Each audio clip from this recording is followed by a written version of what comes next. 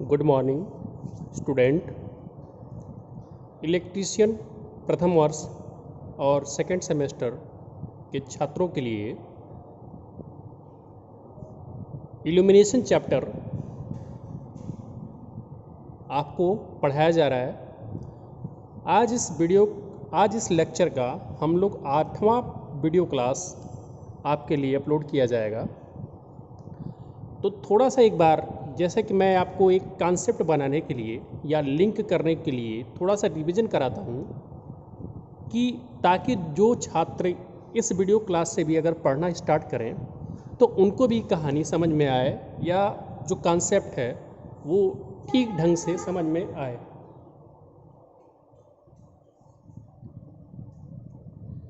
इससे पहले देखिए, इल्यूमिनेशन जो चैप्टर है, इल्यूमिनेशन का मतलब होता है प्रदीप्ति, और प्रदीप्ति क्या होती है ये आपको अच्छे तरीके से बताया गया था। लेकिन इल्यूमिनेशन चैप्टर से संबंधित अन्य जो महत्वपूर्ण पद हैं या जो टर्म हैं उनको हम लोग जान लेते हैं। जैसे कि फर्स्ट नंबर पे आपको ज्योति फ्लक्स के बारे में बताया गया था, जिसको हम ल्यूमिनस फ्लक्स बोलते हैं। तो ल्यूमिनस फ्लक्स क्या है? किसी भी प्रकाश स्रोत के द्वारा उत्पन्न कुल प्रकाश की मात्रा को हम क्या बोलते हैं? ल्यूमिनस फ्लक्स बोलते हैं। और इसका मात्रक क्या होता था? ल्यूमेन होता था। इसका मतलब ये है कि अगर हमें किसी प्रकाश स्रोत से कुल प्रकाश की मात्रा कितनी उत्पन्न हो रही है या कुल कितना प्रकाश उत्पन्न हो रहा है, इसको हम किस यूनिट में मापेंगे? तो आपका उत्तर आना चाहिए ल्यूमेन में। क्यों? क्योंकि प्रकाश की मात्रा को ही हम क्या बोलते हैं? ल्यूमिनस फ्लक्स बोलते हैं। और इसका मात्रक क्या होता है? ल्यूमेन। तो आपको ल्यूमिनस फ्लक्स का एकदम ठीक ढंग से मतलब पता हो जाना चाहिए कि जो प्रकाश उत्सर्जित होता है किसी भी प्रकाश स्रोत से, तो वो कितने अमाउंट में उत्सर्जित हो रहा है या कितनी उसकी मात्रा है, उसके लिए क्या मात्रक का प्रयोग होना चाहिए। तो जो प्रकाश की मात्रा होती है उसको हम ल्यूमिनस फ्लक्स बोलते हैं, और इसका जो मात्रक होता है वो ल्यूमेन होता है। सेकंड नंबर पे हमने आपको बताया था ल्यूमिनस इंटेंसिटी। तो किसी भी प्रकाश स्रोत के कारण एक यूनिट सॉलिड एंगल में एक यूनिट अर्थात एक घन कोण के एंगल पर जो प्रकाश की मात्रा पड़ती थी उसको हम क्या बोलते थे? Luminous intensity. ल्यूमिनस इंटेंसिटी को हिंदी में ज्योति तीव्रता कहा जाता है, और इसका मात्रक क्या होगा? ल्यूमेन प्रति स्टेरेडियन। क्यों होगा? क्योंकि एक यूनिट घन कोण में जो प्रकाश की मात्रा उत्पन्न होती है उसी को क्या बोला जाता है? ल्यूमिनस इंटेंसिटी बोला जाता है। तो घन कोण का मात्रक क्या हुआ? स्टेरेडियन। और प्रकाश की मात्रा का मात्रक क्या हुआ? ल्यूमेन। तो इसका मतलब कि ल्यूमिनस इंटेंसिटी का मात्रक क्या बन गया? ल्यूमेन प्रति घन कोण। इसके बाद हमने आपको इल्यूमिनेशन बताया था कि प्रदीप्ति क्या होती है। तो प्रदीप्ति का मतलब यह है कि 1 वर्ग मीटर के क्षेत्रफल पे एक प्रकाश स्रोत के कारण जितनी प्रकाश की मात्रा पड़ती है उसी को क्या बोला जाता है? इल्यूमिनेशन बोला जाता है। तो 1 वर्ग मीटर के क्षेत्रफल पे अर्थात यूनिट क्षेत्रफल पे प्रकाश की कुल मात्रा को ही क्या बोला जाता है? इल्यूमिनेशन बोला जाता है। और इसका मात्रक क्या हो गया? ल्यूमेन प्रति मीटर स्क्वायर। और इसका एक मात्रक और होता है लक्स। तो 3 चीज़ें जो इस अध्याय के लिए आपको जानना बहुत ज़रूरी था वो हमने बताया। इसके बाद हमने आपको बताया कि इल्यूमिनेशन में जो प्रकाश स्रोत होते हैं वो किस प्रकार के होते हैं। तो उसके बारे में भी आपको बताया गया कि इल्यूमिनेशन में जो प्रकाश स्रोत होते हैं उसमें एक तो टाइप आपको बताया गया कि इनकैंडिसेंट लाइट होता है, अर्थात एक तो इनकैंडिसेंट लाइट हो गया। दूसरा आपको बताया गया था कि गैस डिस्चार्ज लाइट, और तीसरा बताया था कि आर्क लाइट। तो आपको इनकैंडिसेंट लाइट का नाम क्यों दिया गया इसके बारे में बताया गया था, गैस डिस्चार्ज लाइट के बारे में बताया गया था, और आर्क लाइट के बारे में बताया गया था। आज हम देखते हैं कि इन प्रकाश स्रोतों के कारण जो लाइटिंग होती है उनकी व्यवस्था कैसी होती है। तो फर्स्ट नंबर पे हम देखेंगे, देखिए मैंने बहुत अच्छा कनेक्शन बनाया है। आप इस कनेक्शन के माध्यम से पूरे चैप्टर को अपने दिमाग में फिट कर सकते हैं, कहीं से कोई परेशानी नहीं उत्पन्न होगी। तो एक बार फिर से बता देता हूँ, हमने आपको ज्योति फ्लक्स के बारे में बताया, ज्योति तीव्रता के बारे में बताया, इल्यूमिनेशन के बारे में बताया। इन तीनों की परिभाषा आपको बताई और आपको लिए जानना बेहद ज़रूरी है। उसके बाद हमने बताया कि जो इल्यूमिनेशन के लिए स्रोत हैं वो कितने प्रकार के हैं। तो आपको बताया गया कि इनकेंडेसेंट लाइट होता है, गैस डिस्चार्ज लाइट होता है और आर्क लाइट होता है। तो ये कुछ आपको प्रकार बताए गए कि इतने प्रकार के जो है लाइट्स होते हैं। फिर इसके बाद हम देखेंगे कि इन प्रकाश स्रोतों के कारण जो लाइटिंग की व्यवस्था होती है या जो लाइट मिलती है वो कितने प्रकार से मिल सकती है। तो लाइटिंग स्रोत का जो प्रकार आपको बताया गया कि पहला बताया गया डायरेक्ट लाइटिंग, सेकंड बताया गया सेमी डायरेक्ट लाइटिंग, थर्ड बताया गया सेमी इनडायरेक्ट लाइटिंग और चौथा बताया गया इनडायरेक्ट लाइटिंग और पांचवा सामान्य लाइटिंग। तो जो लाइटिंग होती है वो सामान्यतः 5 प्रकार के भागों में है। पहला डायरेक्ट लाइटिंग, जैसा कि नाम से ही स्पष्ट है कि डायरेक्ट लाइटिंग का मतलब प्रत्यक्ष लाइटिंग, प्रत्यक्ष प्रकाश। सेकंड सेमी डायरेक्ट लाइटिंग, इसका मतलब है कि अर्ध प्रत्यक्ष प्रकाश। तीसरा है सेमी इनडायरेक्ट लाइटिंग, तो इसका मतलब हुआ अर्ध अप्रत्यक्ष प्रकाश। और चौथा है इनडायरेक्ट लाइटिंग, इसका मतलब हो गया अप्रत्यक्ष प्रकाश। और पांचवा है सामान्य लाइटिंग, जिसको हम बोलते हैं जनरल लाइटिंग।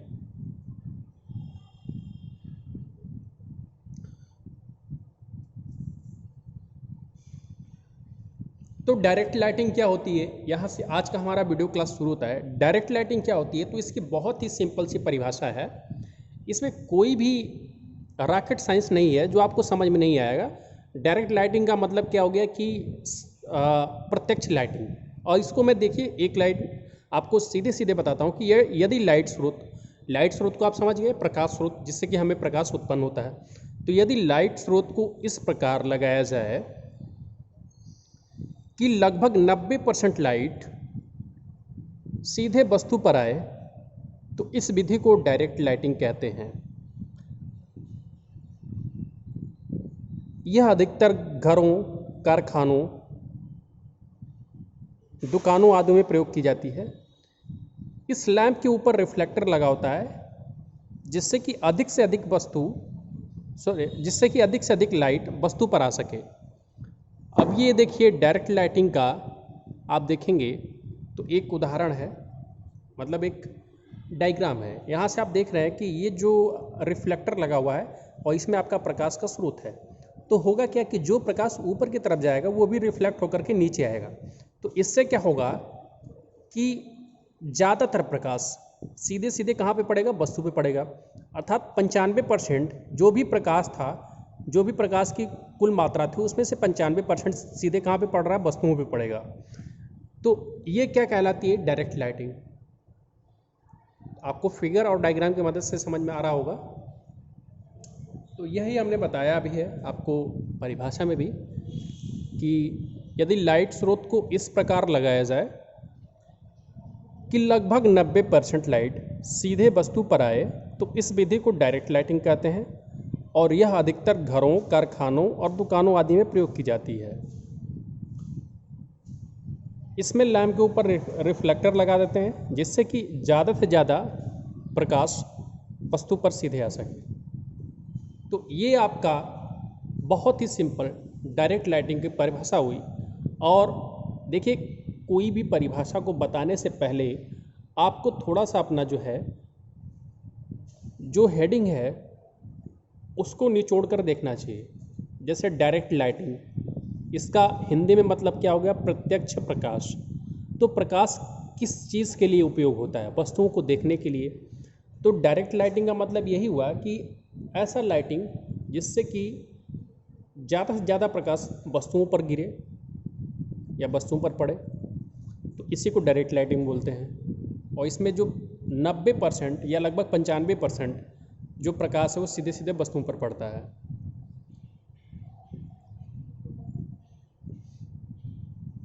और इसमें लगा क्या देते हैं, रिफ्लेक्टर लगा देते हैं। देखिए यहाँ पे डायग्राम, रिफ्लेक्टर लगा करके जिससे ज़्यादा से ज़्यादा प्रकाश सीधे वस्तुओं पर पड़ता है। सेकेंड पॉइंट है सेमी डायरेक्ट लाइटिंग। तो जैसा कि नाम से ही स्पष्ट हो रहा है कि सेमी का मतलब क्या होता है, अर्ध, डायरेक्ट का मतलब क्या होता है, प्रत्यक्ष, और लाइटिंग का मतलब प्रकाश। तो इसमें आपको ये बताना है कि यदि लाइट को इस प्रकार लगाया जाए, लाइट सोर्स को या प्रकाश स्रोत को इस प्रकार लगाया जाए कि 60 से 90% लाइट सीधे वस्तु पर आ जाए, तो इस विधि को डायरेक्ट लाइटिंग कहते हैं। यह अधिकतर ऑफिस आदि में प्रयोग होती है। इसमें लैंप के ऊपर कांच का रिफ्लेक्टर लगा होता है जिससे लाइट लगभग नीचे की तरफ फैल सके।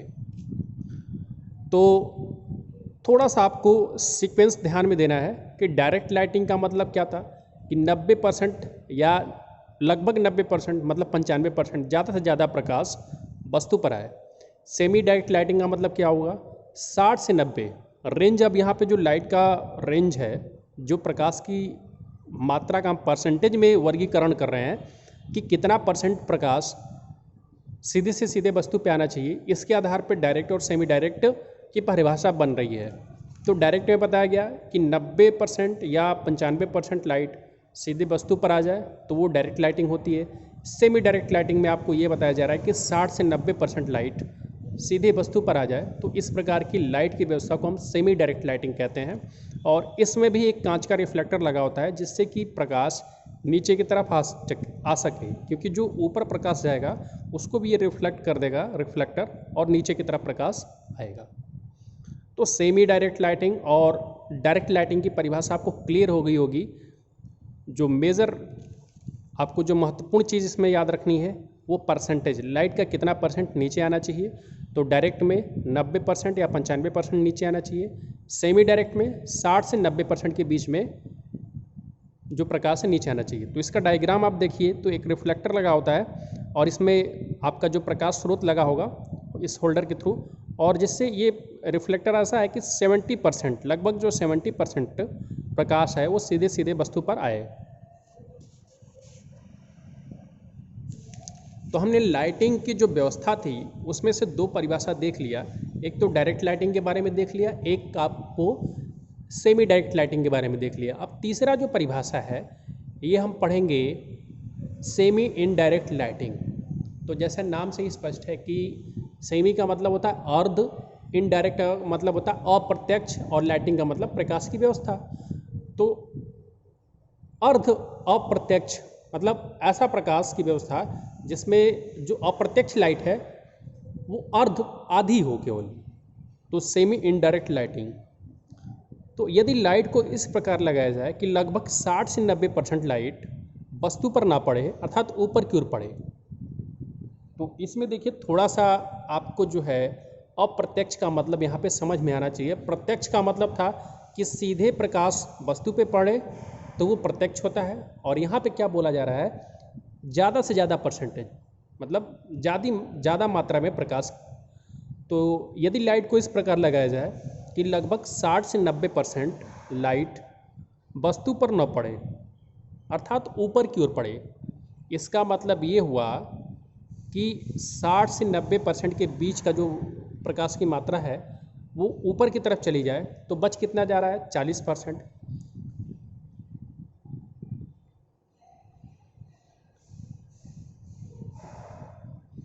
तो 40% प्रकाश ही केवल वस्तु पर पड़े, क्योंकि 60% या 60 से ज़्यादा % तो ऊपर की तरफ चला जा रहा है। परिभाषा से ही क्लियर है कि ऐसी लाइटिंग की व्यवस्था हो जिसमें 60 से 90% लाइट सीधे ऊपर चली जाए, वस्तु पर न पड़े। तो जब कम से कम 60% भी लाइट ऊपर चली जाएगी तो नीचे की तरफ लाइट कितनी पड़ेगी, केवल 40%।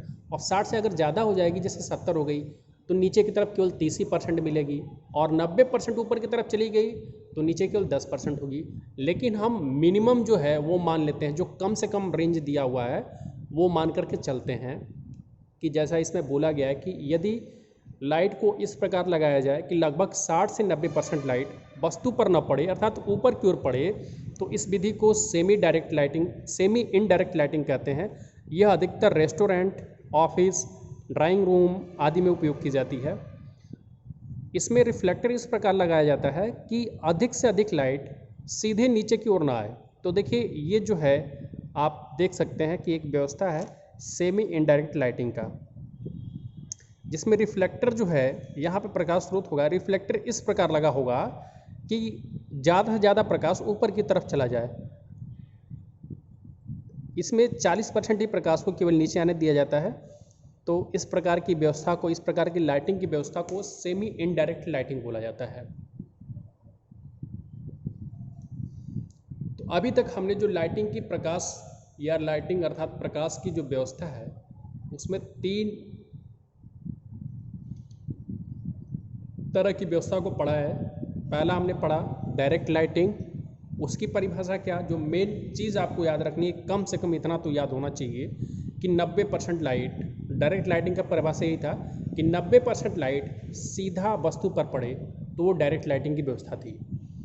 फिर आपको बताया गया कि सेमी डायरेक्ट लाइटिंग मतलब अर्ध प्रत्यक्ष लाइटिंग। तो इसमें बताया गया कि 60 से 90% तक लाइट वस्तु पर पड़े तो इस प्रकार की प्रकाश व्यवस्था को सेमी डायरेक्ट लाइटिंग पर कहते हैं। तीसरी जो व्यवस्था है वो सेमी इनडायरेक्ट लाइटिंग। तो इसमें आपको ये बताया गया कि 60 से 90% लाइट ऊपर की तरफ चली जाए अर्थात वस्तु पर ना पड़े, इसका मतलब 40% ही वस्तु पर पड़े। तो इस प्रकार की व्यवस्था को सेमी इनडायरेक्ट लाइटिंग बोलते हैं। अगला जो इसमें टाइप है लाइटिंग के अरेंजमेंट में वो है इनडायरेक्ट लाइटिंग, जिसको हम बोलते हैं अप्रत्यक्ष प्रकाश व्यवस्था। तो यदि लाइट को इस प्रकार लगाया जाए कि लगभग 90% लाइट सीधे वस्तु पर न पड़े अर्थात 10% लाइट ही कार्य करती है, इस विधि को इनडायरेक्ट लाइटिंग कहते हैं। और यह अधिकतर सिनेमा घरों और होटलों आदि में सुंदरता के लिए उपयोग की जाती है। इसमें रिफ्लेक्टर इस प्रकार लगाया जाता है कि लाइट का स्रोत नज़र नहीं आता। तो इनडायरेक्ट लाइटिंग जैसा कि नाम से ही समझ में आ रहा होगा कि अप्रत्यक्ष प्रकाश, प्रत्यक्ष का मतलब होता है सामने सामने और अप्रत्यक्ष का मतलब होता है जो सामने नहीं होता है। तो जैसा कि इसकी परिभाषा में बताया जा रहा है कि यदि लाइट को इस प्रकार लगाया जाए कि लगभग 90% लाइट सीधे वस्तु पर ही न पड़े, मतलब 90% लाइट को वस्तु पे पड़ने ही नहीं देना है, इस प्रकार की व्यवस्था करनी है और केवल 10% लाइट ही वस्तु पर पड़े, तो इस विधि को इनडायरेक्ट लाइटिंग कहते हैं। यह अधिकतर सिनेमा घरों और होटलों आदि में सुंदरता के लिए उपयोग की जाती है। इसमें रिफ्लेक्टर इस प्रकार लगाया जाता है कि लाइट का स्रोत नज़र नहीं आता। और इसका डायग्राम देखिए,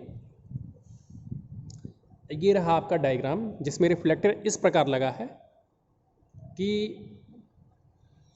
इसमें रिफ्लेक्टर इस प्रकार लगा है कि 90% से ऊपर 90% लाइट ऊपर की तरफ चली जा रही है, मतलब वस्तु पे ही नहीं पड़ रही है।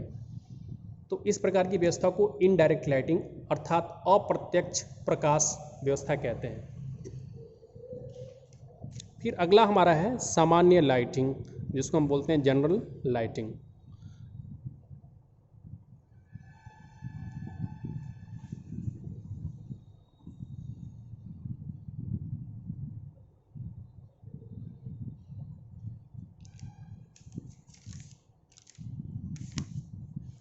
तो यदि लाइट को इस प्रकार लगाया जाए कि 50% लाइट केवल वस्तु पर आए तो उसे सामान्य लाइटिंग अर्थात जनरल लाइटिंग कहते हैं। इसमें ऐसा रिफ्लेक्टर लगाया जाता है जिसमें चारों तरफ एक समान लाइट पड़े, जैसे कांच का ग्लोब इत्यादि।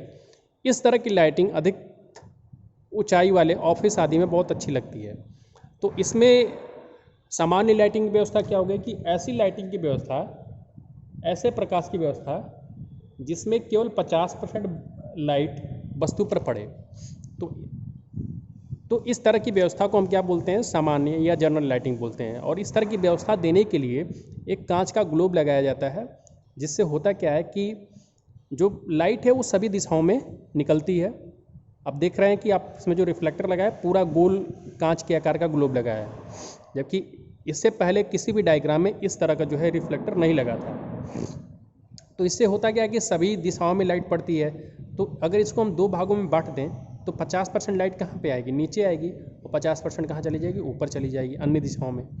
तो सामान्य लाइटिंग में क्या हो गया, जनरल लाइटिंग की व्यवस्था में कि 50% लाइट जो है नीचे पड़ रही है, तो इस प्रकार की व्यवस्था को क्या बोलते हैं, जनरल लाइटिंग बोलते हैं। और यह अधिकतर ऊंचाई वाले कमरों में अच्छी लगती है या ऑफिस में। तो आज के इस वीडियो में इतना ही। वीडियो देखने के लिए धन्यवाद।